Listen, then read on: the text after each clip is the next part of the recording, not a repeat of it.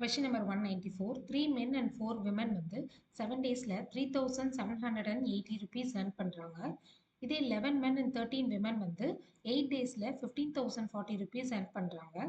So 7 men and 9 women வந்து 12,400 rupees எத்தனை நாள்ல earn பண்ணுவாங்கன்னு கேட்டிருக்காங்க. ஸோ ஃபஸ்ட்டு நம்ம அவங்களோட பர் டே இன்கம் எவ்வளோன்றதை ஐடென்டிஃபை பண்ணிக்கலாம். ஸோ ஒவ்வொரு கேஸ்லேயும் amount divided by total number of days calculate பண்ணும்போது அமௌண்ட் பர் டே கிடைக்கும். ஸோ ஃபஸ்ட்டு 2 கேஸில் இருந்து நம்ம 2 ஈக்குவேஷன் ஃபார்ம் பண்ணிக்கலாம்.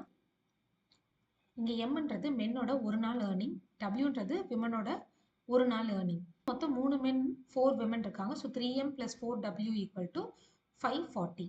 இதே மாதிரி செகண்ட் ஈக்குவேஷனும் ஃபார்ம் பண்ணிக்கிறோம். இப்போ நமக்கு 2 ஈக்குவேஷன் வித் 2 அன்னோன்ஸ் இருக்குது. ஸோ எலிமினேஷன் மெத்தட் யூஸ் பண்ணி m அண்ட் டபிள்யூவோட வேல்யூவை ஐடென்டிஃபை பண்ணிக்கிறோம். ஸோ இது வந்து தேர்ட் கேஸில் சப்ஸ்டிடியூட் பண்ணும்போது 7m + 9w = 12,400 divided by x. xன்றது நம்ம கண்டுபிடிக்க வேண்டிய number of days. So 700 + 540 = 12,400 divided by x. So x = 10 கிடைக்குது. So total number of days வந்து 10. Option C is the correct answer.